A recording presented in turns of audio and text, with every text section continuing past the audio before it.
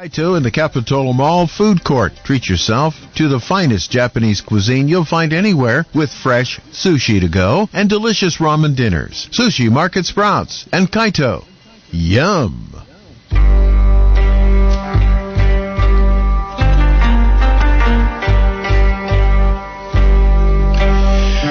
Welcome out there. This used to be China Über Alles. But no more. We're changing the name to China Watch Radio. Why? Because somebody has to, and that's going to be us. We are keeping our eye on China for you. Ladies and gentlemen, welcome. Today is a really big day. We have a lot for you to go over. And, I'm going to lay the question of the day right on the table, right at the very top, so you can be thinking about it as we move along here. The question of the day is General Mark Milley a hero or a traitor? Tough question. Think about it.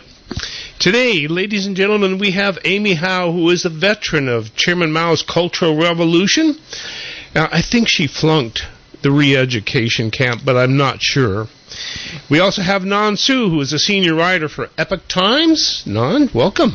Oh, hi, Michael and Amy. Yes, we're going to have a lot to talk about. Yeah, and we also have Bill Graff, believe it or not, who's out at the Santa Cruz County Fair. We'll see if he's there. Bill, are you there? I am indeed. Hello. Good afternoon, everyone. Hello, Billy. Hey, Billy, what are you doing out there? You're supposed to in the studio. Well, the problem is that traffic is so bad from Santa Cruz to Watsonville to the fairgrounds because of the fair itself. It was impractical to drive back from, managing the remote here to do the program with you folks live, so I figured I'd just stay here and participate with Michael's help from the fair. See, Billy, you're now giving lie to my accusation that you are the ubiquitous Bill Graff, because you can't be everywhere as you are demonstrating today. So you're here and you're there, but you're not in the studio. So we're going to hold on to you. He's in the studio. He's just doing it digitally. There you go. And also with us is Susan Simon on the boards here at Broadcast Central in Santa Cruz, California. Messing things up as usual. Yes, and we have Jonathan Collier, who's a producer and our web person, who is hanging around in the internet someplace, kind of like the world-famous Max Headroom. And, of course, we have the executive producer of the former China Über Alles show, Michael Zwirling, who's out running around doing something. Executive producers are never on the scene. They're always someplace else, and that's what we are. And you're going to say the name of the show now again, yes, right? And then we have, of course, Michael Olson, who is sitting in today for Bill Graff. The show is China Watch Radio. That's official. That's official? Yeah. That's official. That's what we are. are. That name. And so you can go searching for China Watch Radio, and it'll probably take you to ChinaUberAllish.com. For now. But yes. Jonathan Collier's fixing that up for us. Well, folks, today we have a really big show. Nan, you want to tell us what we're up to today? Yes, so I hope by now you have already heard the last couple of days. There was a lot of discussions, as news everywhere about chairman of a Joint Chiefs of Staff. Twice, before Trump left the White House, twice he, and one time in October, one time in January, called China's military and tell his counterpart, basically, is a Joint Chief of Staff in China, that if U.S. is going to attack China, he's going to call China ahead of time. That's kind of like General Milley telling the Chinese general that I am not going to allow President Trump to execute a surprise attack on you. I'm taking over. Well, I don't know what that means, but we do have a return guest, retired General Paul Vallely. He's our return guest. He was on our program for several times. So we're going to ask him what that means. And also in the first hour, we have an expert on China's religious freedom issue. We're going to have later have Amy introduce him to us after we hear our usual segment, Amy House Story. Amy spent more than a decade of time in re-education camp under Chairman Mao. Where she flunked. Because of Cultural Revolution. So, Amy, what are you going to bring us today?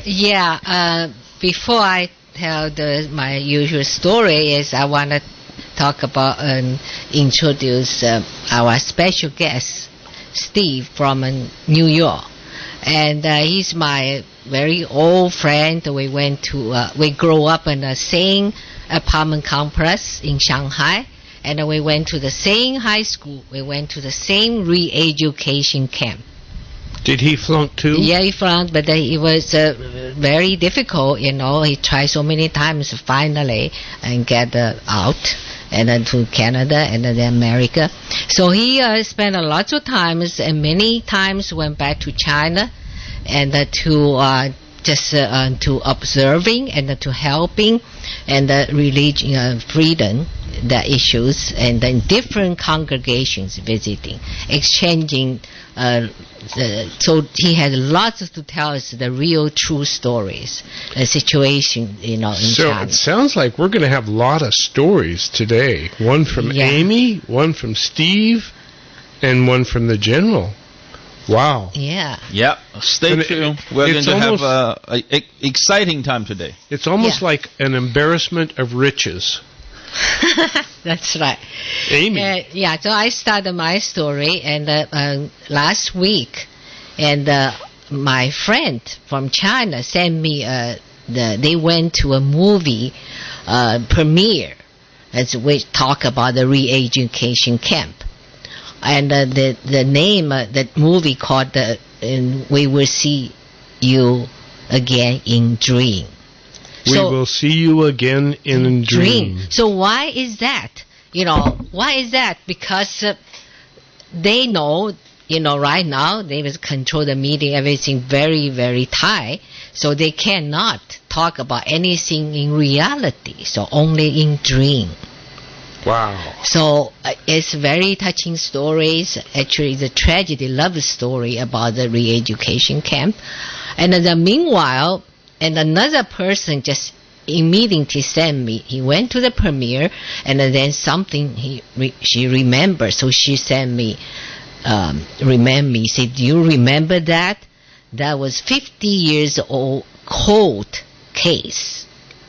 One of a girl, 17 years old girl, and just disappeared. And cold case. Cold case. 50 years, half a century. Her mother still alive." And still looking for her killer. Wow. Now, so I'm going to talk about a little bit of that story, because it's kind of, she's 17 years old. She went to it's not the same the camp we went. She went to a place where they have this rubber plantation. And it's like a military kind of, but it's basically same very tough, rough place. And she's a pretty little girl. She liked to singing and dance. So lots of people like her, and including lots of male students, so they like her. And so one night, we have this the bathroom. Basically, no bathroom, so we had to make the hole in the ground, and then so we had to go to bathroom together, all the girls, because we don't know what's gonna happen, right, at the night. And so she always go with other couple of girls. So one night she said that she was not feeling well. She got diarrhea or whatever. So she didn't ask people go with her. And she never come back. What happened to her? Yeah. So everybody want to know. 50 years passed by now. She just disappeared without a trace? She just disappeared without a trace. They were searching everything. And everywhere, nothing. They can't find anything. And then they arrested 2 suspects, they think. And the first one is the one they think is her boyfriend. And that somebody said, and they saw the boyfriend went to her place in the little bamboo house, and then they have an argument. Then he left. So they arrest the boy, and the interrogation and put that time that place they don't even have a real jail, so put him in the little the storage room, confinement, and they just didn't let him out for months. So they want him to confess. So he did, because I think he just couldn't stand anymore. He said that I killed her. So I said, where's the body? And he said, I don't know. Yeah, it's hard to see what the value is of a coerced confession, isn't it? Yeah, and then they still locked him out, and for months, for years, and finally he got very sick, almost died. They think probably gonna die, so they let him out, just like that. And then they arrested another person. He was a Communist Party officer in charge that place. And he's a married guy. He have a wife and 2 kids. And somehow people say they saw him was out on that night, and in that bathroom area the girl went. And they also talk about he liked the girl, and the reason they say that is because any other boys wanted to talk to her, he always get very mad. Don't let them to talk to her. It's like he's the only one, She's my girl. Yeah, that kind. But they say the girl was didn't like him. Didn't go do anything with him, because one day the girl wanna go back to Shanghai visiting. So he went to her place and said, I want you to buy something, candy or something for my kids in Shanghai. Just try to talk to her or whatever. And then they say that she was running out of the room and screaming. So they arrested him, the guy. So they have 2 guys. Yeah, 2 guys. And then this guy, and they locked him up, and also I think they beat him up too. And then he confessed. He said, I didn't kill the girl. He said, I know where is the body. Say, was some kind of foundation, under the foundation, they're building some buildings. So they go there, dig everything out, there is nobody. So become a cold case. A cold case. Yeah. Kind of like Jimmy Hoffa. So, but they say, they just say, if he really killed her, they still believe he killed her, but where is not the body in the foundation, is somewhere maybe some in a lake or whatever, swamp or something. You never can find it. So that was very sad. So the girl sent it to me, that she asked me. I said, I remember that. He said that, that many years, 50 years, the mother still the only one still looking for her killer. And rest of people, most of it, they forgot. A beautiful young 17-year-old girl who could sing and dance. Yeah. And had everybody in love with her. And she just disappeared. That's it. And then, so they compare with this movie premiere, I Will See You Again in Dream. That's also is tragic love story. And but interesting enough is in that premiere they have the party, and my friend said me that she's I don't know, she's kind of celebrity leading one group. They do some exercise called the Mulan. Probably you know the movie Mulan. Yes. So they practice Mulan.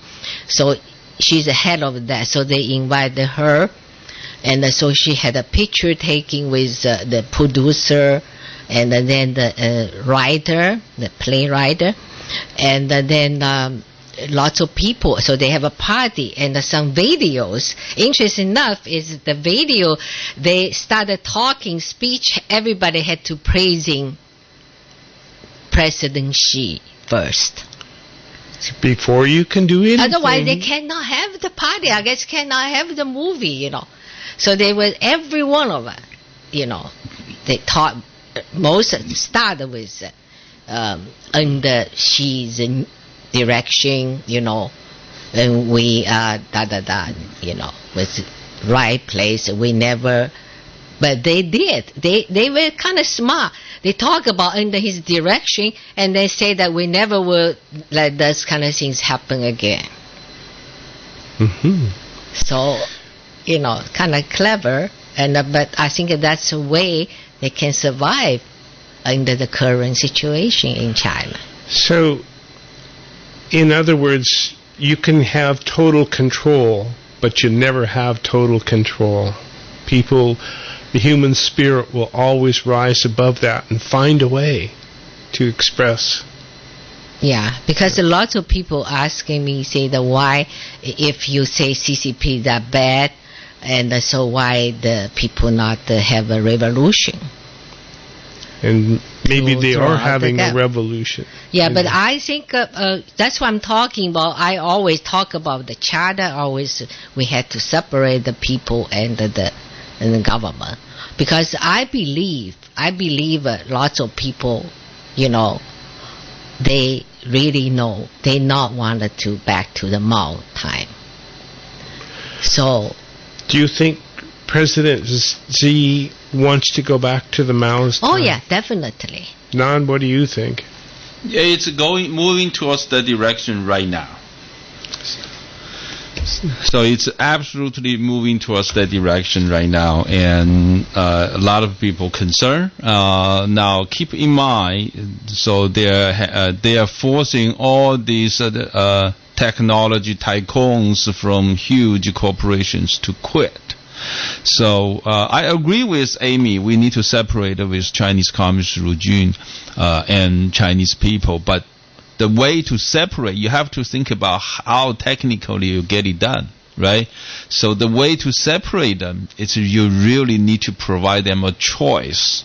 And I think that's what we are doing every day here. We are trying to have people to learn the difference, and we're trying to give people a choice. They can either choose to go with the communist regime, or they can choose to go a different direction. There are many directions they can go, and any other directions other than the direction of Chinese communist regime, I think it's a good choice. But the choice need to be there first. Well, there are a lot of choices that are being offered the Chinese people. Falun Gong, Buddhism, Christianity. But what happens when somebody goes off in one of those directions? Perhaps our new friend Stephen. Though. What do you think, Billy?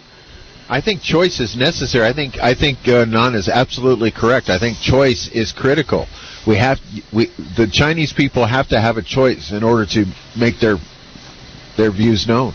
Mm-hmm. They can't be stifled. Well, let's see if they are being stifled. Let's have Amy introduce her guest and see what happens when people choose Christianity instead of the CCP. Amy?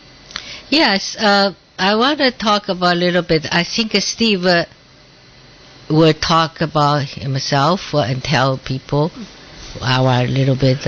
Okay, so is he calling in? We're supposed to call him. Oh, we're supposed to call Stephen? Yeah.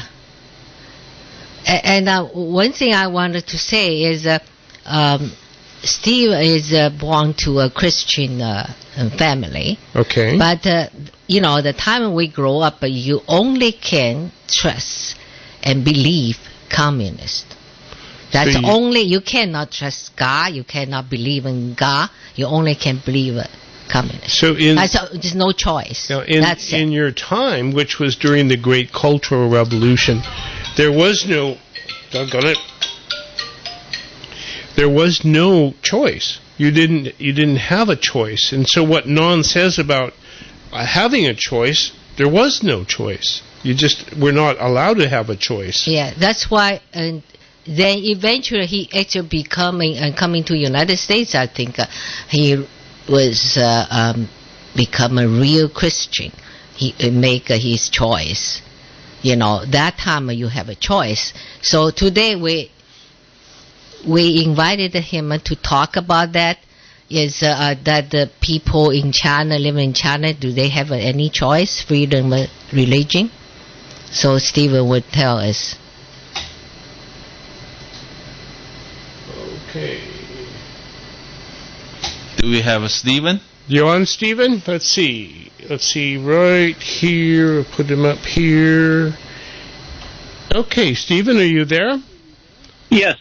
Well, welcome to China Watch Radio. New name. Amy? Hi, Stephen. Thank you for welcome to our program. So now we have Nang Su. He's a senior reporter writer for the Ipa Time. And this Michael Olsen. He's an expert on China. He's studying Chinese. He can speak Chinese. 可是我现在说的不好。 So, Steve, you tell our audience a little bit about yourself. Hi, everyone. My name is Steve. I live in New Jersey. I was born in a Christian family in Shanghai. However, the communist brainwash was so successful. I embraced the radical communist ideology like millions of youngsters at our generation. I spent 9.5 years in a remote countryside to receive so-called re-education. Fortunately, China reopened in 80s of last century. I was able to study in Canada and later moved to the U.S. My journey of faith is from a communist believer to an atheist. And before the end of the Cultural Revolution, a disaster in Chinese history, then to Christianity. I was baptized in a church in New Jersey and currently serve as an elder in the church. Wow, quite a bit of change in your life. So, hey, Stephen, welcome to our program. So, tell us, I heard that in the last couple decades, you have been back and forth between China and United States and trying to help the situation in China. Would you tell us a little bit about those trips you make to China? Yeah, I can talk in general about the religious reality in China today.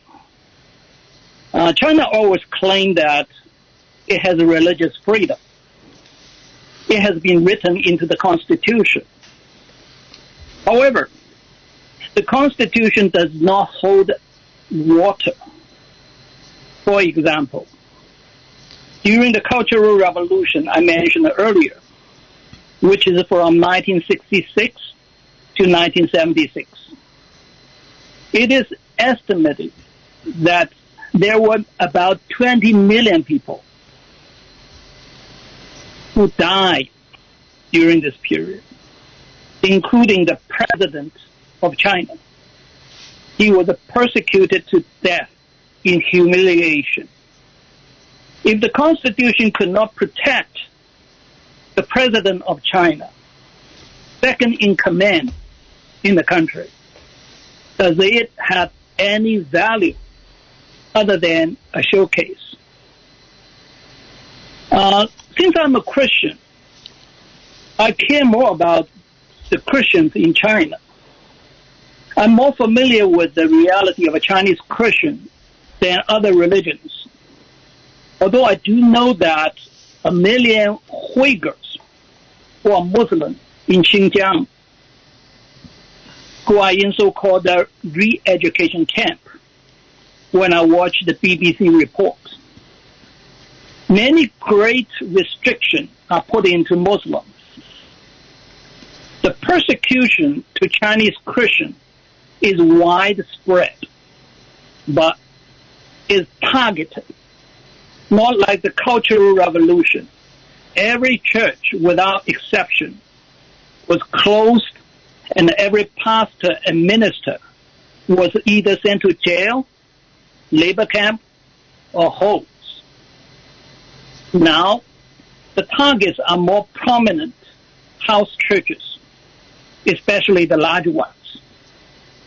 They put several prominent pastors into jail and sentenced them to multiple years in prison. It also happened in the countryside for smaller house churches. More often is the confiscating church properties, computers, Bibles, Christian publication, Christian offerings, and also they enforce fines. Their crimes are illegal gathering. About 3 years ago, I was in Beijing, China. Before I returned to U.S., I remember the day was July 1st, a Sunday. I attended the largest house church in Beijing. It is called the Zion Church. It had over 1,500 people. It was located in a large office building. The church occupied a whole floor with sanctuary, classroom, prayer rooms, children program, and office space. During the worship, I was deeply touched by the brother and sister there when they sang a familiar hymn, Because He Lives. The church was about to be foreclosed in a month or so. They will lose everything. The place to gathering, to worship. Many churchgoers were government employees. They may lose their jobs, and the government subsidized housing. The church had a legitimate lease for another year. However, the authority forced the landlord to unilaterally cancel the lease. No one dares to disobey the authority in an authoritarian country. 2 months later, after I returned to U.S., in early September, over 200 security forces raided the church, foreclosed the church, and arrested the senior pastor and a dozen of church co-workers. Since then, the church has turned underground in small group meetings, in homes or other places. And this is not a unique case. Earlier, about 10 years ago, another large house church in Beijing called the Shouwang, with a congregation of over 1,000 people, was foreclosed. The church members in small group continue their outdoor gathering since then. They are doing this for the last 10 years. The senior pastor is still under house arrest, and since the church was closed in 2011. When I talk to Christians in China, they are amazed to find out we can gather freely at home or at church. To them, it is an unimaginable luxury. I told them it's a basic human right. Unfortunately, it's not available in China.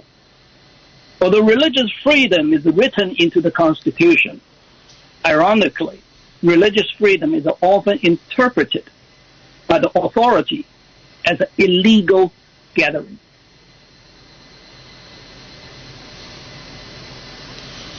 Yeah, that's my observation. Stephen, it's quite an observation. We've heard that the Roman Catholic Church has essentially made a deal with the Chinese Communist Party, wherein it would the CCP would select all of the church bishops, and thereby come under the sway, as it were, of the CCP. And we're wondering, do you think the Catholic Church can survive as being an organ of the CCP? I tell you, since the liberation, that's Chinese term, in 1949, that's the communists took over of China. Every religious organization, whether it's a Protestant, whether it's Catholic, whether you're Buddhist, Muslim, they have to form an organization which is under the party leadership. For Protestant, they have a so-called free self association. This is an umbrella under the Communist Party. So you just have to obey the party leadership in one way or another. Like I've seen the photos, some church, they have the hang the national flag, they have to hang the party leader in the church, in addition to cross or other symbol. Yeah, those organizations, they want to survive. They have to under the party's leadership. However, I'm more familiar with is the Protestant Christian. Okay. Majority of Christian in China, they are in house church and not in the so-called free self. Free self is communist sanctioned religious organization. Not every free self church are bad, but the leadership is under the communist rule. That's no question about it. And so I learned that some of the even senior leaders actually are party members, but they are the head of the religious organization. Do the home churches, the whole concept of home churches takes one back to the beginnings of the Christian faith, which was how people worshipped back then, because they were always being chased by some authority or another, so they had to meet in home churches and in the catacombs, as it were. And I often wondered that if having to meet in a home church would actually serve to strengthen one's faith as opposed to meeting in the government-sanctioned church. Do you have any thoughts in that regard? Yeah, from the history perspective, yes, you're right. In the early church, I recently came from Turkey. I visited many in Asia Minor. There are some historical churches, and also I followed the Apostle Paul's footsteps in many places, and even to his birthplace. One is a place I remember I visited. They are underground church. They are built underground to avoid the Roman Empire persecution. Today, I don't think, many house church has a different format. Some, like I mentioned, the two very prominent church in Beijing, the Zion Church and the Zuocheng Church, they gather openly So for many years, especially the Zion Church, the largest house church in China, they gather probably 30 or something years, more 30 plus years, without any problem. But since China's policy, especially the current regime, they tightened the control. So more persecution is all over the place. But not every house church get closed. First, house church is people, they meet their home. You wouldn't know. Probably, in China, your next neighbor is a house church. You wouldn't know. Usually, house church right nowadays to meet the situation of the persecution, they form smaller groups. So, like 1,000 people gathering, these kind of church is, I wouldn't say there's none. Most people church, they divide into smaller groups, like 50 people to 100 people, or even smaller, 1,000 people. So in that case, I would say majority house church members, they are still can meet freely, except they under the risk, the authority. Many situations, the authority know them, but they just leave them alone. But in some situations, like I mentioned, the Zion Church and the Woodward Church, they are targeted. Then they close, arrest the pastors, even sentence some of the pastors. One of the very prominent pastors called Wang Yi, he's in pastor in Chengdu. He was sentenced to 9 years because he confronts the authority. He was a lawyer, but China is lawless. Stephen, it seems like for 30, 40 years, the Chinese people were allowed to worship.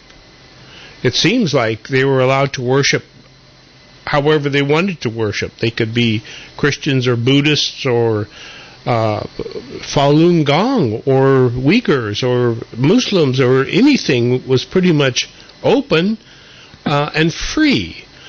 And yet all of a sudden, maybe it's not all of a sudden, but it seems to be all of a sudden, Xi Jinping and the Chinese Communist Party have decided to be frightened of everybody.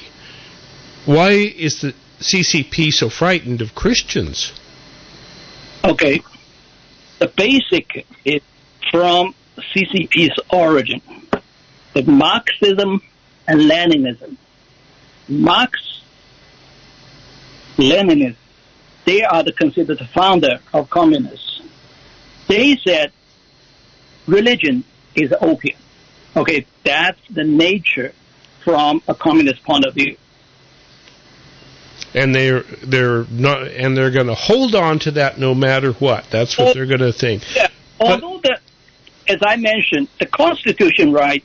You have the religious freedom, free gathering, free worship.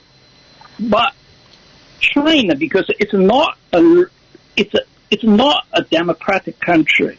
It's based on the regime from this ruler to next ruler. Like since 1980, okay, when Deng Xiaoping, the strongman of China, he came out. He was, humiliated twice, but he came back. Okay, become the supreme ruler of China. At his time, although he also did some bad things like Tiananmen Square, the army opened fire on students, but in general, he is considered a reformer. So at the time, it's more open. His successor and two successors, Jiang Zemin and Hu Jintao, they are more relatively leave a free hand. So during that period, the church or whatever the religious organization, they have a better life because the authority know them. They are so-called illegal gathering, but the authority will not touch them unless they think this is very offensive, because they must do something about it. But current regime, yes, it tightened. Persecution always there since 1949, but from time to time, it was more loosened before the current period. I would say the last 5 to 8 years is tightened the persecution. Why do you think the CCP has become so frightened in the last few years? Is it because of the growth of the church and the body of Christ, as it were, and the growth of other faiths, the Falun Gong, the Christians? Is it because that people were turning away from the CCP in such big numbers that they became frightened? It could be many reasons, but in my opinion, since I've lived in China for many, many years, dozens of years in China, China is a personal rule. If I'm the emperor, I'm the king, I'm more open-minded, or the people will get a better life. But my successor can be completely different. Just like if you look at the church history, in Israel, some kings, they really worship God, but some kings, they worship idols. Similar to China, some leader, they have a more lenient, more open-minded policy. But some, it's more ideology. So people comment as the current regime, they want to restore to the Mao Zedong's time, ideologically. So Stephen, as you said, so right now, real Christian living in China, they not really go to the so-called church. They all have they call underground church, home church.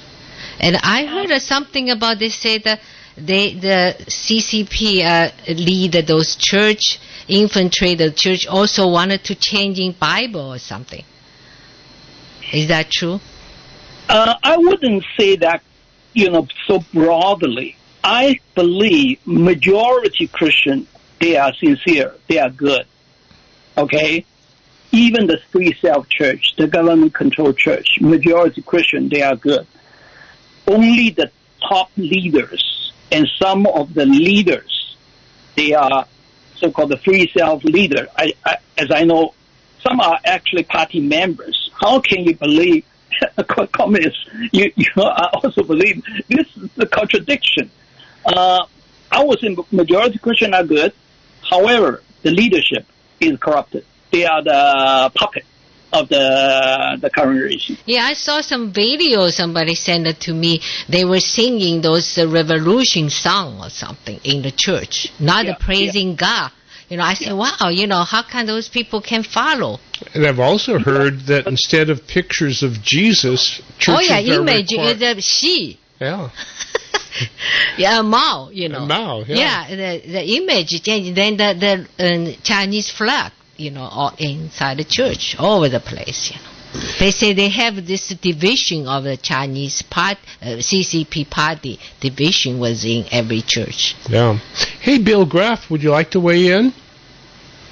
I was thinking while you were talking about this, about how important the fact that underground churches exist at all, keeping the faith alive in spite of the CCP.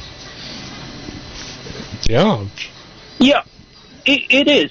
Actually, if you look at the church history from the first 10th century to now, even in China, usually is more persecution, actually more thriving of Christianity. This is, again, the history. Give you an example. Before the communists took over in 1949, it is estimated about 700,000 of Christians in China. 700,000.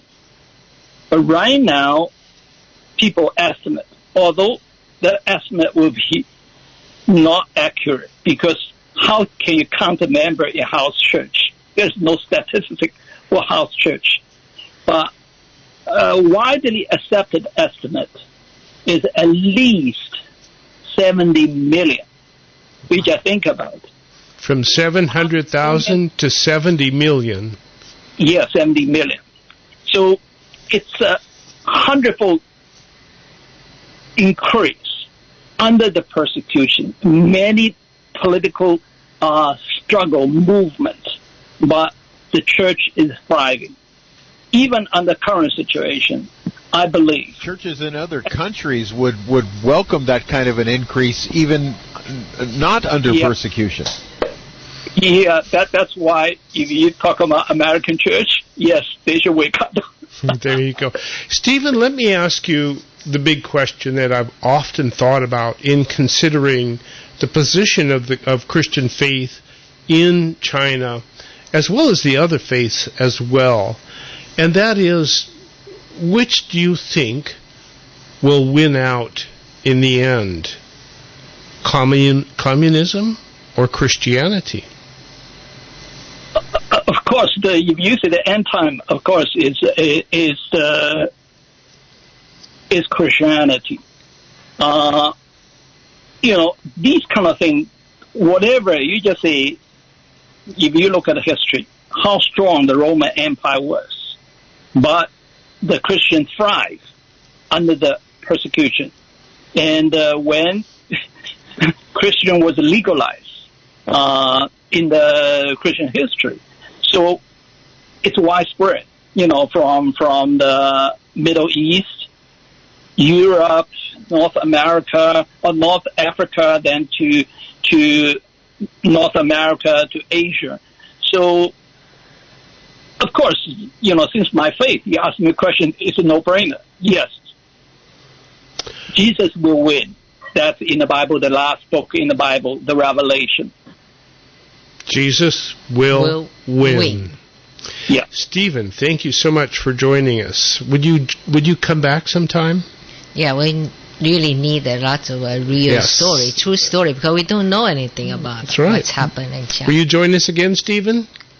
Yeah, I'm very busy. If I have time, yes, I will. Well, thank you very much for your time. We really do appreciate it. Folks, that's Stephen X from New Jersey, who's joining us today to talk about the Christian faith and other faiths in China. And so we're going to take a quick break, and when we come back, we're going to talk about what's next, because what's next is really a big deal. Stay tuned to China Watch Radio. Cool shades and tractor parades. The fair has just the right amount of sun and a tractor parade every evening, plus 2 parades on the weekend.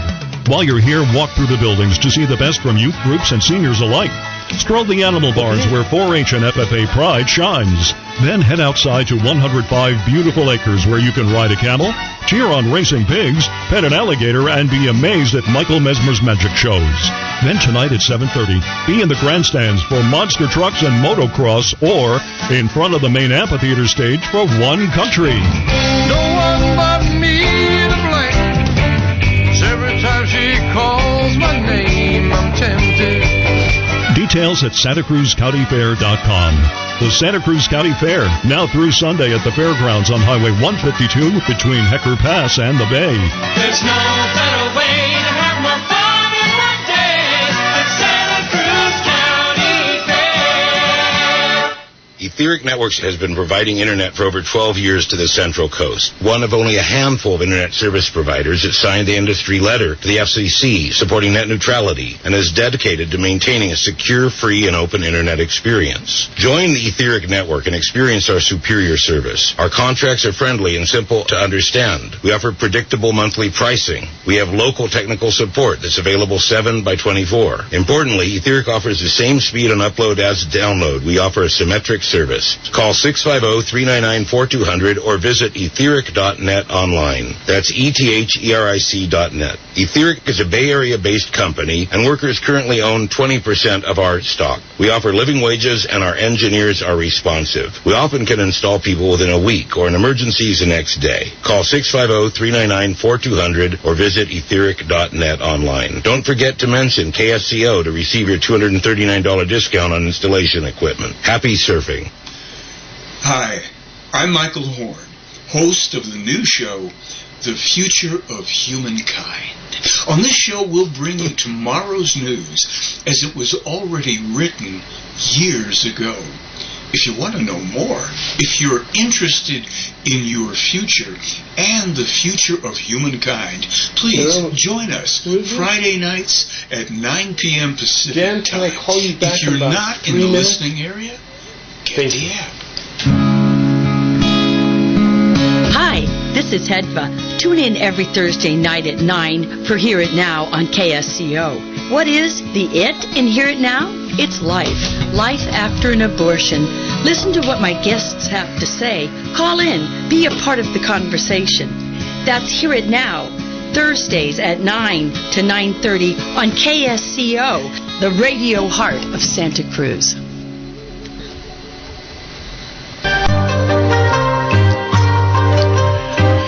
Welcome back to China Watch Radio. And we had an incredible first hour with Amy's story and with Stephen tuning in from New Jersey to talk about the impact of the Chinese Communist Party on the Christian church now.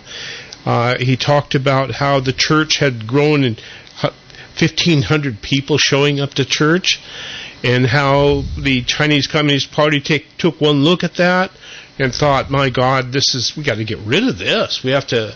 So they put their thumb on it, and like a bead of mercury that squirted out all over the place, now Christians are worshiping in their homes, maybe even in the catacombs. Non, where do we go next? Yes, we are going to talk about very soon after on our news. We're going to talk about the Mark Milley, General Chairman of Joint Chief of Staff, actually calling China and talk to his counterpart, the Joint Chief of Staff in China, say if U.S. is going to attack China, he is going to tell them ahead of time. Now, I'm still entirely flabbergasted. I'm totally lost. I'm telling you, I'm totally lost. I thought that we are safe here in the United States, but what's going to happen? I mean, if say our American man and woman, the naval ship, they already, they're out there, they're approaching China and making attack. And then the general already called them, hey, our men and our airplanes are coming. What do you think they're going to do? Well, you know what? This reminds me a lot of a character in American history by the name of Benedict Arnold. Folks, the question of the day: is General Mark Milley a hero or a traitor? Stay tuned for the second hour of China Watch Radio.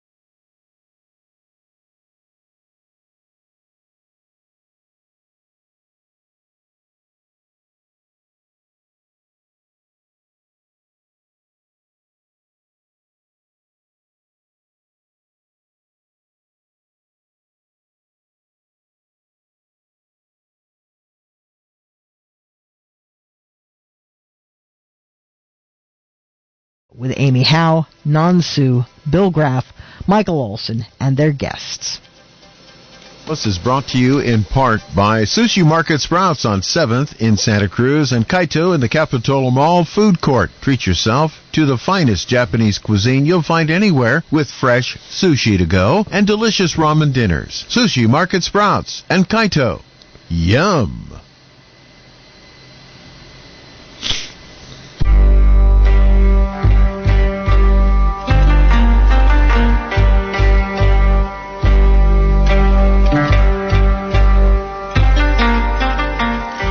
Welcome to the second hour of the former China Uber Alles show and now China Watch Radio. Nansu, why China Watch Radio? Well, a lot of people think it's pretty hard to understand what China Uber Alles means. Mm-hmm. Pretty easy to understand what China Watch Radio is. What are we doing here on China Watch Radio, Amy Howe? We're just watching what's happening in China. Bill Graff, what are we seeing? Are you there, Bill Graff?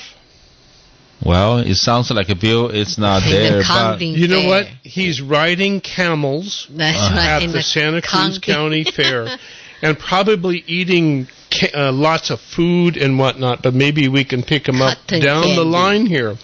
We do have a very big second hour today, mighty big.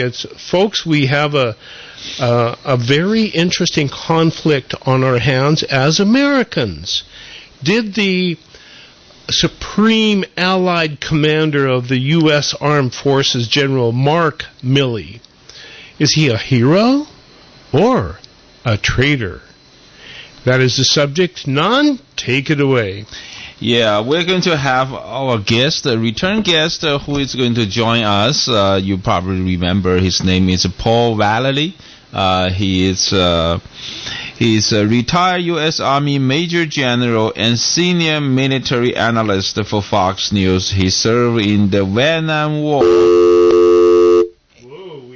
and retired in 1993. We have some difficulties. We try to connect General, and he was in 1993 he was a deputy commanding general Pacific Command. And 2004 he published a book, and also it's called Endgame. And then he is also the military committee chairman for Center for Security Policy. So I'm not sure if he's... Well, we're picking him up right now as we speak. Susan Simon is in there working the phones, trying to connect us with General Vallely. So we might just throw out a thumbnail here. Oops, not yet. So we'll have to figure out where he went. We're missing him and Billy Graff. And I think what happened to Billy Graff is that he rode off on a camel, right? So he's on a camel. So we don't know where General Vallely is, but what we can do is talk a little bit about what we do know of the situation. And the situation is such that a booklet has been put together by none other than Bob Woodward. We all remember Bob Woodward, right? He's the guy that wrote All the President's Men, I think, with somebody else. But Bob Woodward and Robert Costa put together a book, and the title of it is Peril. And it's a story of the final days of the Trump administration. And one of the stories in the book is, we have him. Okay, good. So what we're going to do is put him on the air. And I'm going to lock and load. General, do we have you? Yeah, I'm sorry. The phone didn't ring. I don't know what happened. Well, it's the usual gremlins that happen. And whatever can happen, happens. And on live radio, I often say that live radio is all like eating a fresh hot pizza. You know, you get it all over yourself, but it sure tastes good. So we have a general online right now. Okay, take it away. General Paul Vallely, retired Deputy Commanding Officer, Pacific Command, and also the current committee chairman for the Center for Security Policy Committee. General Vallely, welcome to the program. Thank you, Dr. It's great to be back with you again with all the breaking news and everything that's happening in Washington and around the world. We're lots of news to discuss. Yes, please. We really scratching our heads and trying to understand what the situation is. I mean, how come the chairman of Joint Chief of Staff actually got the right to talk to his counterpart in China, the Joint Chief of Staff chairman of Chinese military, and say, hey, if we're going to attack the U.S. is going to attack China, I'm going to call you ahead of time and let you know. Yeah, that's rather treasonous, isn't it? General, isn't it a bit like Benedict Arnold? Yes.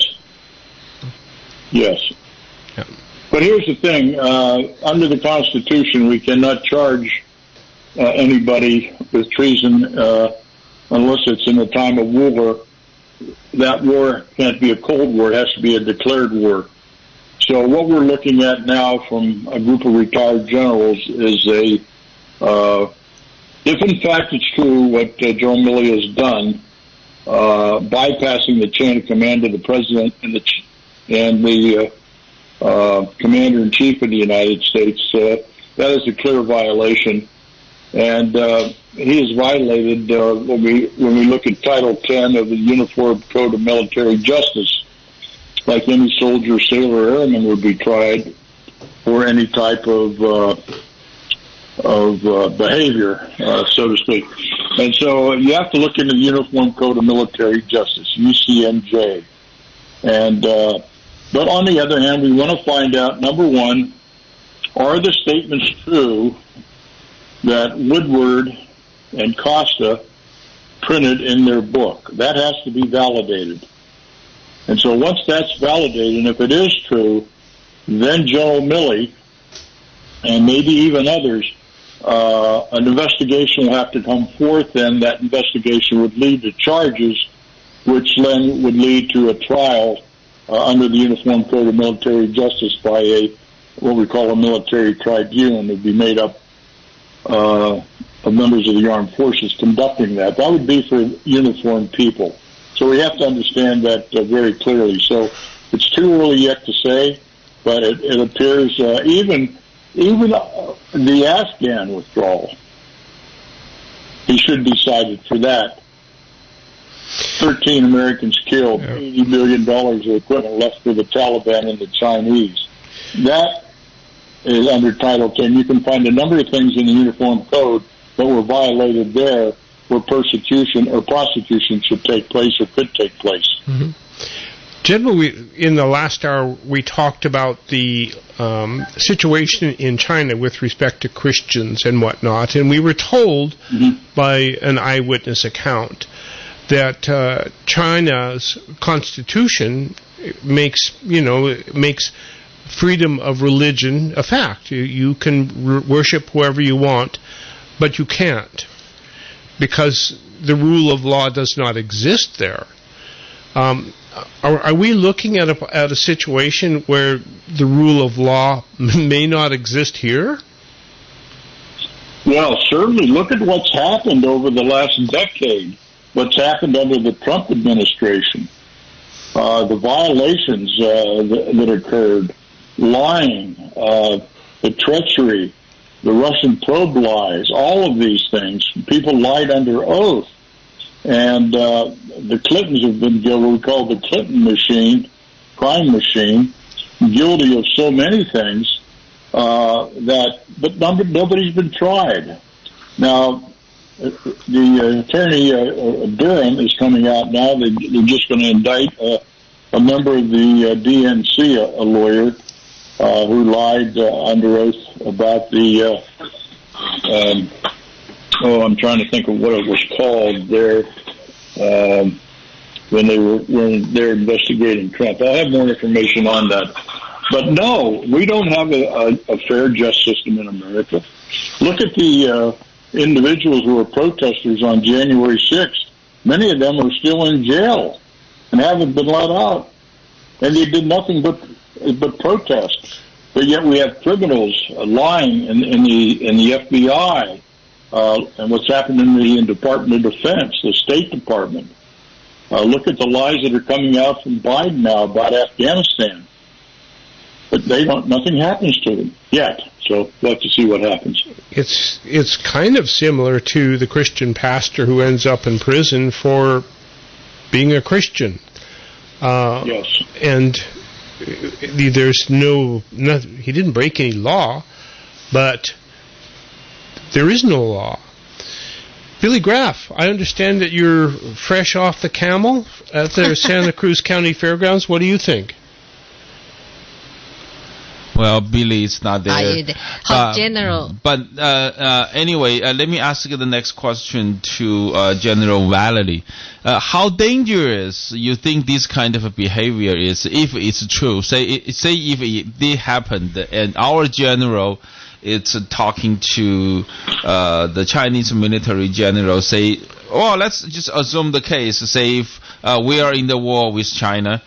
Because China is always a threat. Say the war it breaks out, and then we are sending our troops approaching China, or our navy, our airplane, approaching China, and before we are even arrive, the general in Beijing already received a phone call from our general and say, hey, our men and our women, our airplane, our navy ships are approaching you. What's going to be the result of that kind of phone call?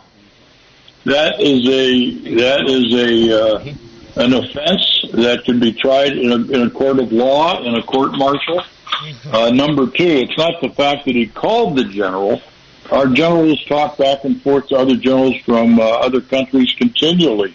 But the fact is that he usurped the power of the commander-in-chief and did not notify President Trump that that's what was said.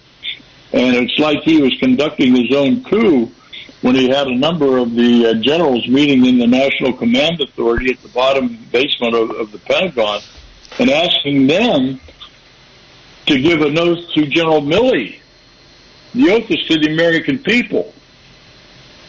Now, let me ask you this, General. So if Milley called China's general, his counterpart, he has to get a permission from somewhere, right? He got it from the Secretary of Defense, Esper. Esper asked that China be called, and he's as guilty too, Secretary of Defense, the former Secretary of Defense, he's guilty too, if we can prove all of this. So, and then they should be persecuted or prosecuted under the laws of the United States. Esper would be a civilian, probably tried under maybe even the Espionage Act. So from that standpoint, they lied to the commander-in-chief, basically. They tried to do their own thing, which is not legal. You cannot operate outside of the chain of command. So so we have the Secretary of Defense, we have the Chairman of the Joint Chiefs of Staff, we have a whole bunker full of generals, and they're plotting to give control of our military to China. Well, control of the military to basically the Chairman of the Joint Chiefs of Staff, rather than to the Commander-in-Chief of the United States. They do not have the right to do that. But what they're showing is to China is, hey, listen, we'll work with you, but basically I'm not going to tell President Trump that. And I'll call you ahead of time just to make sure that you know we're going to attack you. Well, the fact is President Trump had no plans to attack China. So you see, that's a lie. Yeah. That's punishable by law. So, General, I have a question. why they wanted to publish this book and do this kind of propaganda now. It seems like they wanted to make General Milley as a hero. So he stopped the nuclear war, and he against Trump started the nuclear war, and also the January 6th protesting, whatever they call. What do they call now? An insurrection. Insurrection, yes. So it's like it's like a propaganda. But I tell you, lots of people, they believe it, and they believe he's a hero. But to me, he's a traitor. How a general will, can do things like that? If it's true. He's not a hero to anybody. If you're talking about General Milley, he's not a hero to anybody. Not a hero to anybody. And we have to keep in mind that Bob Woodward and Costa, they wrote the book to make money. That's why these guys make money. Bob Woodward's no supporter of President Trump, but what he's come up with, if factual, these are actionable things where an investigation has to be conducted, and that investigation will then lead to whatever crimes or whatever has been done to violate the Uniform Code of Military Justice for those people that are in uniform. I think General Vallely? Probably. Just a sec. Let's catch Billy Graff here. Go ahead, Billy. Hey, Billy. Yes, that's a General Paul Vallely as a guest today. We're talking about Mark Milley's case. I've been listening the whole time. Something was wrong with the connection. I reconnected it, and now you can hear me. But General Vallely, what is the procedure to if they find the Joint Chiefs of Staff chairman guilty of something? What is the procedure for removing him? Well, what they would do is assign a officer of equal rank, say a 4-star general or admiral, and they would assign that general as an Article 15 investigator. Okay. He would then much like we saw in several movies where he's removed. Yeah. In a court martial, what's basically a military tribunal. That's correct. Now, my next question to General is, what do you think? What kind of, by calling the Chinese military and telling him that he's going to personally give him a notice about the U.S. possible attack to China, what do you think that conversations, what kind of image that's going to give Chinese military and Chinese communist leadership about the U.S. Army? I'm sure the Chinese generals in the People's Republic or the People's Liberation Army, that they're smiling. They're probably sitting back and say, "Boy, these generals stupid. Why could they tell us something like that?"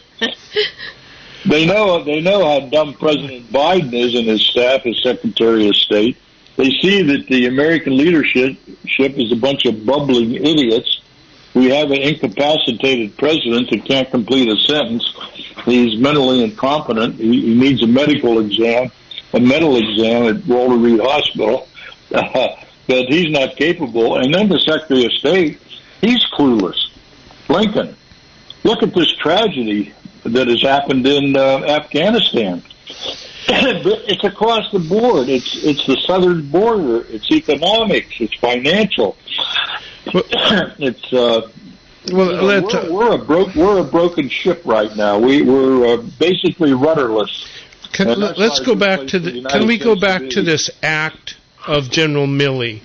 Because I cannot recall hearing or reading of anything of this extent, of a general, of the general, going completely around his supreme leader to the enemy. Yeah.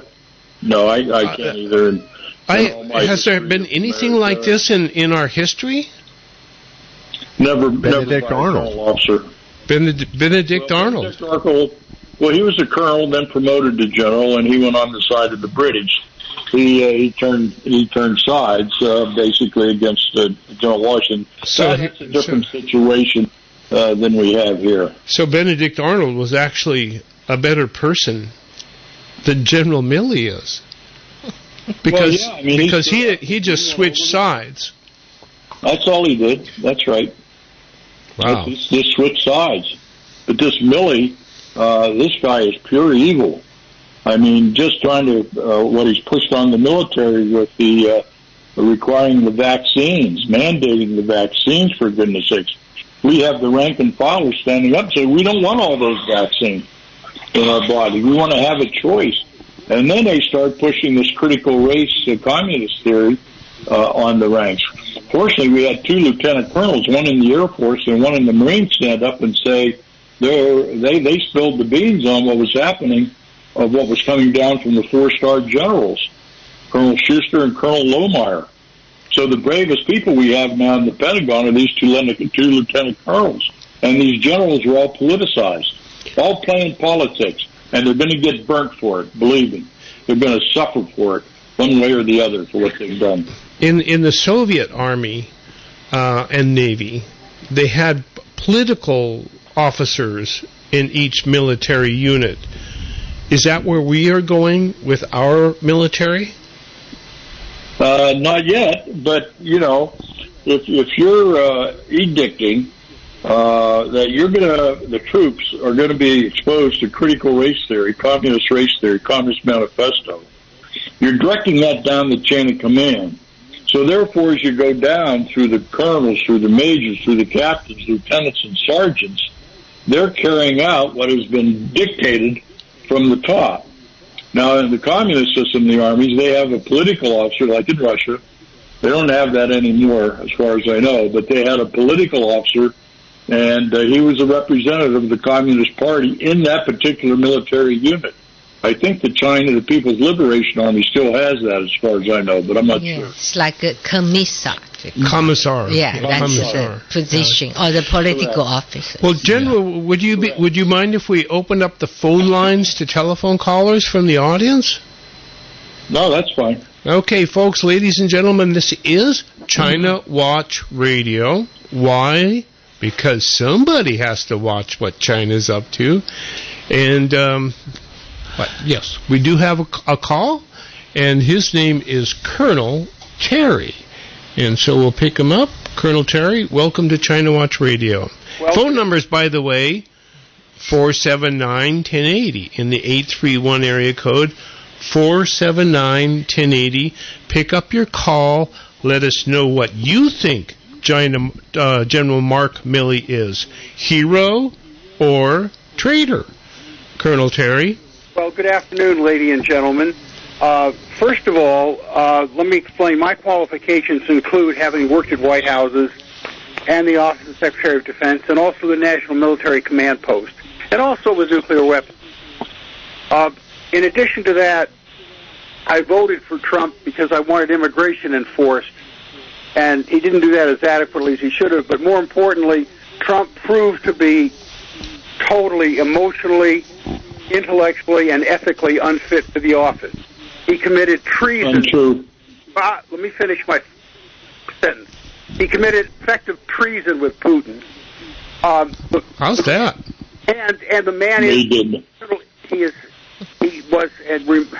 is a national security threat, as even his sister and niece. Okay, Colonel Terry. Tell us about your impression of Mark Milley. Okay. Well, again, I wanted, first of all, we must acknowledge... No, you're not going to blather on about your hatred for Trump. We already know what it is. So come across and address the issue on the table. Right.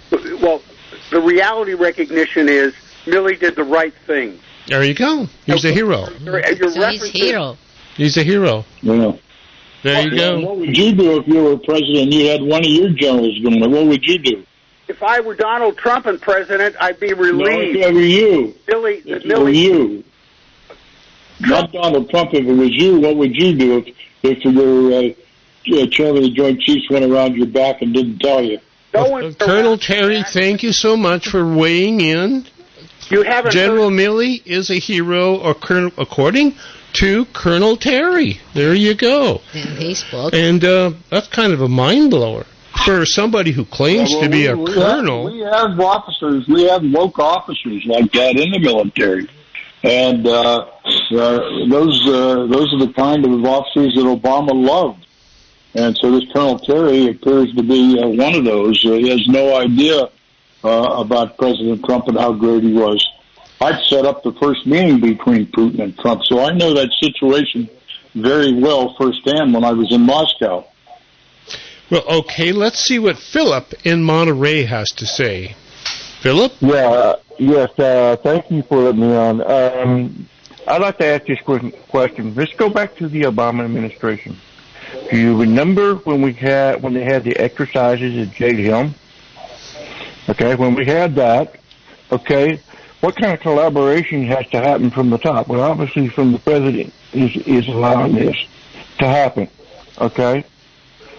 And now you got a formidable foe who is part of this and all the extreme countries that were involved. I don't know how many countries that were involved with that, but it will be interesting to know, since we're talking about General Milley, and I don't agree with the last caller, sorry.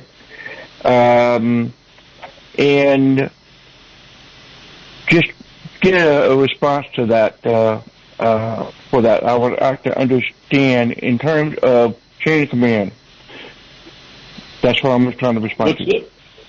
What's the specific question? Yeah, what's your question? Chain of command? The chain of command? Philip, what is your question?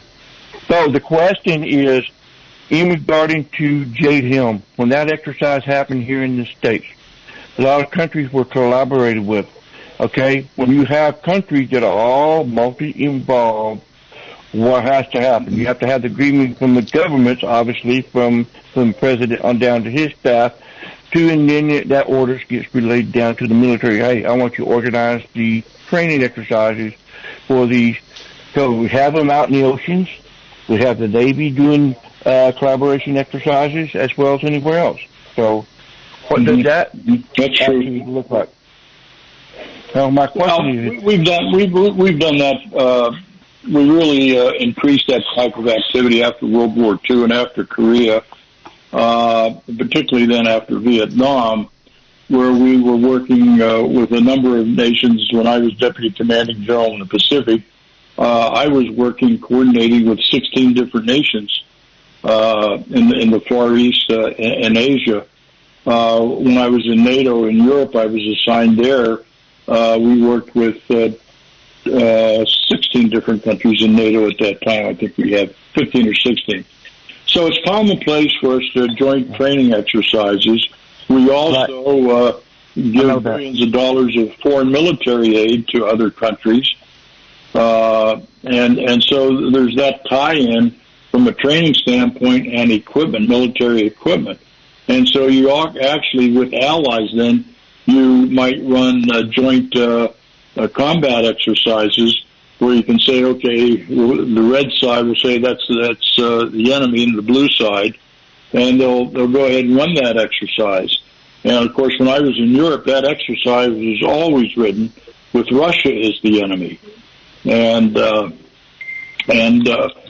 Pacific, it was mostly North Korea or China would be the adversary. So, but some of that stuff is secret between the countries and the staffs, but we do not give away our secrets to anybody during those exercises. Mm-hmm. That makes sense. And the other thing that crosses my mind with that is the Logan's Act. No politician, no one can talk to another government, even the U.S. military, even the military, even when it doesn't country, because if you do that, you'd be in violation of the Logan's Act, right? Well, the Logan's Act means if I went over and I negotiated, say, on behalf of the United States government, but I wasn't part of the United States government, but I'm trying to work things, I make some money, I get some contracts, and when you get secrets involved, and then you get involved in the details of the Logan Act. No one has really been subjugated any charge of going to prison that I know of, maybe one time for the Logan Act, and all the time it's been around. they've never enforced it. Well, Philip, thank you for the call. Really appreciate it. You know, this doesn't seem like a situation like a Logan Act. This seems like something that I'm kind of thinking that Amy was right. This sounds like something that was set up to put on a show. Yeah. So, General Vallely, I have a question. What do you think? I think the reason right now they mentioned that and started this book, everything, I think because the Biden administration mishandled the Afghanistan withdrawal, so they lost the face. So they wanted to do something. Say, yeah, look at Trump administration. They almost started a nuclear war. Oh, okay. So I think that's probably is the political background. How does that ring to you, General? Well, General Milley and Defense Secretary Esper at the time, they were under the Trump administration in October and November when these two calls were supposedly made. So I think at that time, I can only say they were acting on their own initiatives. They ran around the boss, as I would call it, rather than notifying the boss. By the way, we're going to call the Chinese up. We're going to tell them this, and then you got a clearance from the National Security team at the White House that says that's fine. Go ahead, General Milley. Go ahead and make the call. But they intentionally did not tell President Trump. They intentionally did not tell Trump what the conversation was. Wow. That's a violation of the chain of command. Mark, hey guys, I would have fired anybody that did that to me, that went around my back and talked like that to an adversary. Is that you, Billy? It is me. General Vallely, can I ask you a question? Is it illegal to keep information from the Commander-in-Chief if you're a member of the Joint Chiefs of Staff? No, not like that. Plus, you want to get clearance from the White House. And especially when they talked about with Pelosi about Trump being crazy, and then General Milley agreed with Pelosi. You know, Milley was not on board in supporting his president, his boss, by the way. And why President Trump even kept Milley around after that St. John's Ferry thing across from the White House, when Milley came out and made a statement, well, this was politically sensitive stuff. I should not have walked with the president. I would have fired him right then and there. Well, you know, that's one of the things that always puzzled me about President Trump. Were I in his shoes, I think the first day I walked into that office, I would have opened up a special branch of the federal government in Elko, Nevada. I would have built a big tent city for all of the people who you know are going to sabotage you, and I would have transferred them there with a fax machine or something and say, have a good time. But at any rate, Mark, are you there? Yes. Thanks for taking my call. Great show. Thank you, General. I have two questions for you. One is, I absolutely agree he's a traitor, and I think it meets the legal requirement for treason, but I'm no lawyer, but I hope he's prosecuted to the full extent of the law. But what's to prevent Biden from pardoning him? Well, he could. If he's convicted, you'd have to be convicted of a crime, and then Biden then could pardon him. Yeah, sure, that could happen. Also, it appears to me that the presidential election was stolen. The Supreme Court refused to look at abundant evidence of that. We have DAs that let violent demonstrators that committed multiple felonies loose uncharged multiple times sometimes during the Antifa and BLM riots. It looks like the government's riddled with progressives and traitors from state to federal levels. No doubt about it.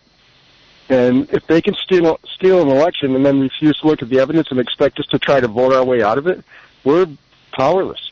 So is it going to take a war of secession or a civil war to let us live in a constitutional republic again?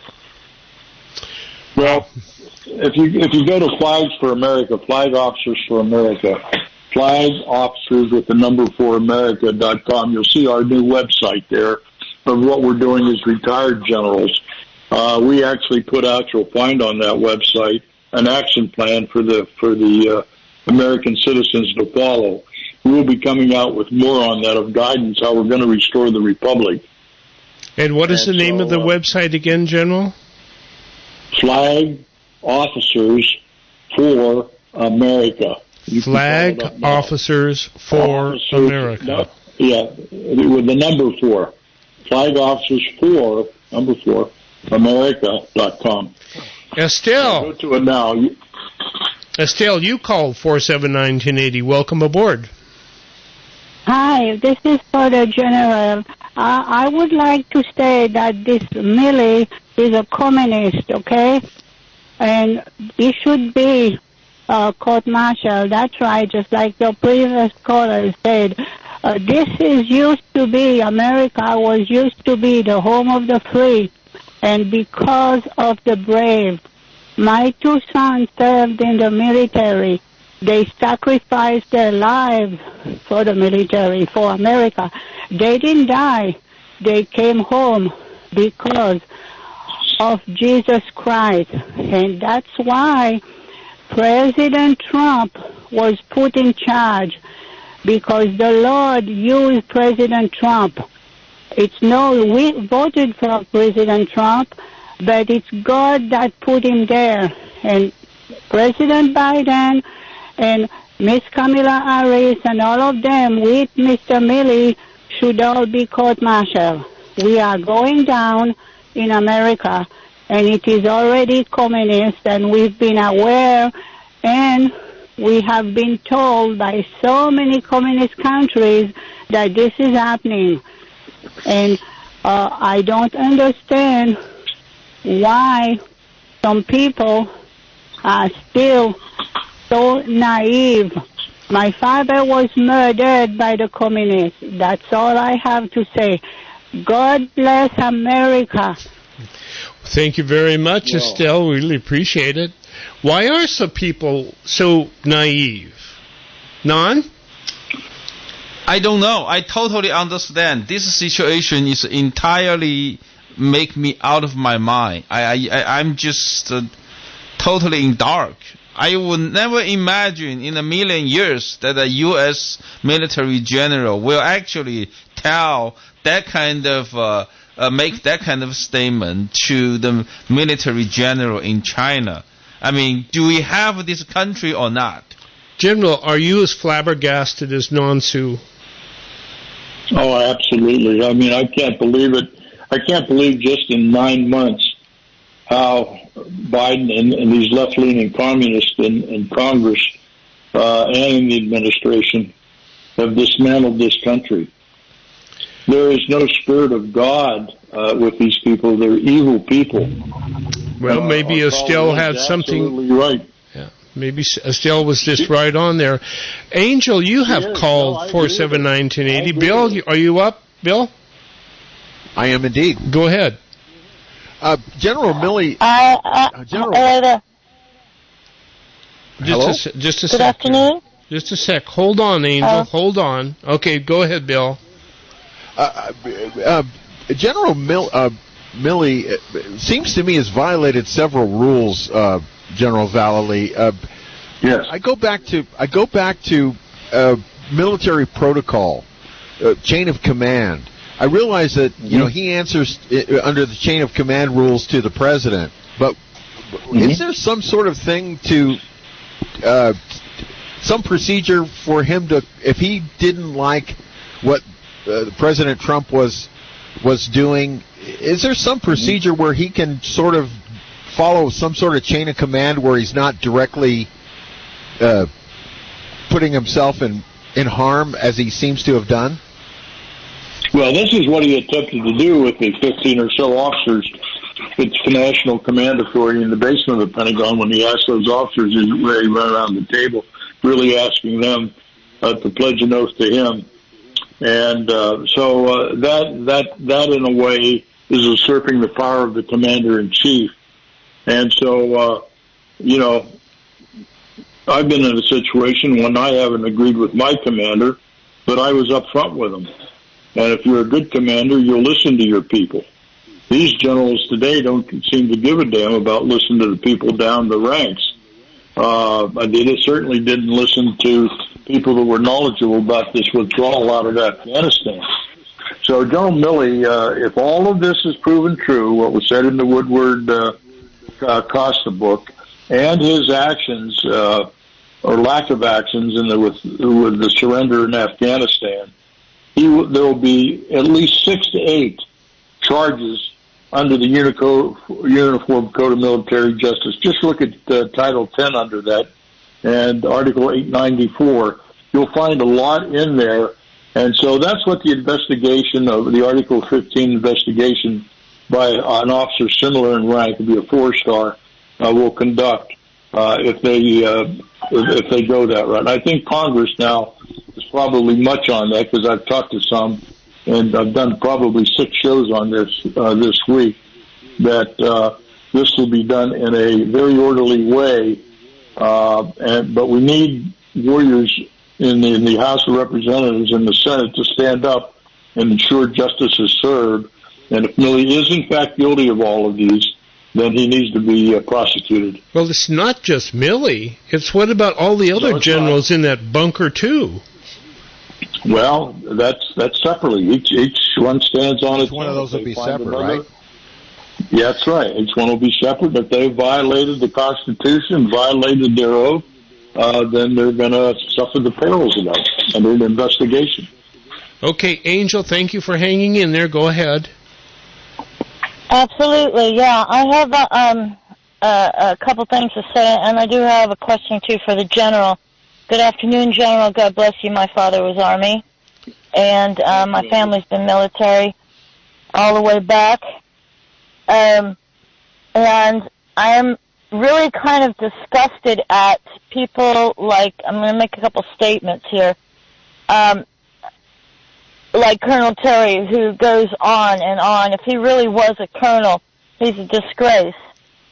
Because I don't know also how you can be a colonel. You have to have your wits about you to do the job that he supposedly did, that he can't make head nor tails of the propaganda that's come out and know what's truth and what's not. I really just don't get that, but it turns my stomach. Now, I was a volunteer, and I still am, and I always will be for President Trump from the very beginning. And I have met and spoken to President Trump in length, and he is a wonderful man. He loves this country. He loves the American people.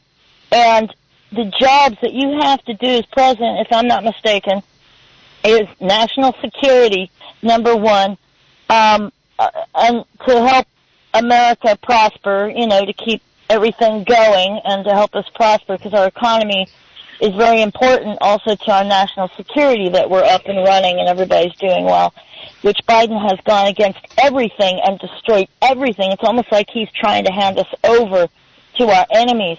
But what I want to ask the General about, oh my goodness, this is so complicated, because we do have it really simple, such Angel, corruption from Pelosi all the way up to this General. Can there be a grand jury? We need to do some serious investigation, General. I don't know if there's any way that you have people that you can talk to about investigating people like Pelosi and Schumer and others, I mean, as far as 50 years back, and really doing intensive things so we can get rid of these people. Okay. We can really bring up charges on these people and do a grand jury for this kind of stuff, as well as this General. Okay, Angel, thank you for the call. We're going to let the General answer and move on to a whole board full of calls. What do you say, General? Is there a way to... She asked if we can prosecute all of these guys. Send them to China. Sure. Yeah, send them to China? Sure. Those that have violated the laws of the United States be tried in a court, and if convicted, then the sentence would be placed upon them. The problem is many of our courts, even the Supreme Court, I don't trust anymore. So we're kind of like China in that respect, that we're losing the rule of law, aren't we? Just like the illegal elections in the 5 or 6 states that they're looking at now, trying to validate what happened in the November elections, which we know were stolen. I mean, we have proven through the Hammer and Scorecard programs that the Chinese Communist Party hacked into our computer systems into the Dominican computer systems. So we know that the election was stolen. There's no doubt about that. But the problem is then what do we do next? Can we reconvene the Electoral College? If we have to, and have them re-vote again and put Trump back into office, this is what needs to be done. But then who's going to call the Electoral College back? You can't depend on Chuck Schumer or Pelosi to do that, because they're part of the problem. They're part of the takeover of our great country and dismantling our country. Rory, you're up. Thank you. General, thank you for your time and your thoughts. And I share many of your concerns. I mean, it's more than a concern. It's breathtaking what's happened since Biden's been in power. I had a question. Milley's kind of evidence, but remember when Obama purged the rank of the generals, and I think it was after Benghazi when Africa Command General Ham was let go? Who else besides General Ham, who was a patriot, got relieved of their command? Well, I had the list a couple years ago. I don't have it anymore. There's over 120 officers, mostly generals and colonels, that were asked to leave that wouldn't go by what Obama wanted to do. We've even had now purged. What they're trying to purge the officers now of any Trump supporters. They call them white wing extremists, but there aren't any. The commanders in the military would have identified them if there were. So I mean, we are totally broken at this point in time, and now we've got to figure out how to fix it. Yeah. One last comment is, if General Milley had such strong misgivings against President Trump, who is the least bellicose president that we've had in many generations, he should have simply resigned under protest. But he's a coward, unfortunately. If all these reports are true and they need to be investigated, and Congress should go after a military trial for him. Thank you, gentlemen. Well, you got to realize he was a plant by Obama. He was an Obama general. And so you know full well he was never committed to support President Trump, and he was doing everything and anything he could to undermine President Trump. But President Trump should have caught on to that very early and fired him, right back to that St. John's Church incident. But President Trump made this mistake. Yep, should have sent him to Elko, Nevada. Mark, you're up really quickly. Well, what you do, you have we didn't to have form a fair your team. Can you I have to form your team. We did. You have to sit down with 15 generals. Answer a question here. Go ahead. Go ahead, sir. Mark, you're up really quickly. Yeah, we never had a vote that was American, and they know better than us because we're too stupid. We voted for the wrong guy, so they fixed the election. And now, because the president's not smart enough to do his job, no. His underlings are doing it for him because they know best. And we are the cowards who don't care if we go commie or not because we're pussies. There you go. And let's see. Let's pick up Sean really quickly. Sean, go ahead really quickly. Okay. I had a question more on Milley and what happened in Afghanistan. Please go ahead. To me, it seems like if you're going to withdraw, denial of assets to the enemy is one of your, I would think in the military, is one of your prime objectives. And as I understand it, Milley was overruled by Biden. If he's making a mistake of that magnitude, shouldn't he have resigned then? General? Well, I think we're still trying to sort out what generals told Biden. General Miller supposedly told General Biden we needed to keep 25 troops on the ground. Evidently the White House and Biden came back to Joint Chiefs and commanders and said, no, we want to be out by the end of August. We committed to the Taliban in the meeting in Doha, Qatar in May, and we're going to give you Bagram Air Base. They agreed at that time to turn it over to the Taliban. That's going to come out, as you'll see, as we find out more about what happened there. But we surely know that they violated the U.S. Constitution. They invited their oath. If you were a private in the Army and you gave your weapon away or you sold it, you'd have been court-martialed. These generals gave away and didn't stand up $80 billion worth of American equipment. $80 billion worth of taxpayer-funded equipment. They all should be court-martialed for that. Any officer that was involved in that decision-making should be court-martialed. Well, General, thank you so much for joining us. And we want to once again point out your website, and that is Flag Officers for... There's two websites. Go ahead. FlagOfficersForAmerica.com and StandUpAmericaUS.org. StandUpAmericaUS.org and Flags for America, FlagOfficersForAmerica.com. Well, General, we thank you so much for your service. We thank you for joining us today on China Watch Radio, and we look forward again to talking with you in the near future because you are somebody who has an eye on China. I do, and I have a Chinese team, and they're very good. If you go to the Stand Up America website, you'll see 22 analysis of the Chinese Communist Party with names and everything, and that's in our archives. StandUpAmericaUS.org, and you can use it as you like. Thank you, General Vallely, for being with us today. It's a pleasure to have you. All right. We really appreciate it. Quick break, folks. We will be right back for a wrap, and stay tuned. Delicious ramen and sushi you'll find waiting for you at Kaito. Easy in and out location in the Capitola Mall food court. Special orders welcome. Fresh, delicious, and oh so good. This is Koji. I'm looking forward to seeing you at my restaurant, Kaito.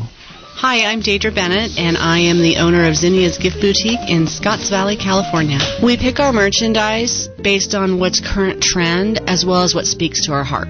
We carry a lot of children's clothing, a lot of newborn, great gifting for baby showers, and we try to get up into those tea sizes. Our biggest struggle being space. I tease all the time, I need to buy the airspace above me because I have so many wonderful products I want to showcase in the store, and I'm limited by my four walls. When you go into Zinnia's, there are gifts to be had and treasures everywhere. There's a little something for everyone, and I tease my customers, if you don't know what you want and you're looking around, perhaps it's going to fall out at you, and then you'll know it's the perfect gift. Zinnia's is located at 219C Mount Herman Road in the Graham Plaza next to Starbucks. Our number is 831-430-9466, and follow us on Facebook and Instagram. I can hear you, Billy. Gift Boutique. Thank you for filling in for me. Samaya's really Eco-Flooring and Design Center has moved. Our new home is sloppy, 3155 Porter Street in Soquel. I thought Same it great sounded service really good. and quality flooring with a wide variety of flooring choices. Thank you. Open Monday All right, through thank you Saturday, for 10 allowing me a.m. to to sit 4 in. p.m. or by appointment. We offer free quotes and a discount if you mention this ad. Samaya's Eco-Flooring and Design Center, 831-466-9719. That's 831-466-9719 or ecowoodfloor.com. Cammie Corvin is the executive producer for the Think Local First radio show. Join Cammie each Saturday from 2 to 4 as she hosts what is going on in our community for local businesses and local issues. Think Local First is brought to you by Bruno's Barn Grill in Scotts Valley, Togo's in Scotts Valley, Capitola and Watsonville, Tremonti Italian Restaurant in Santa Cruz,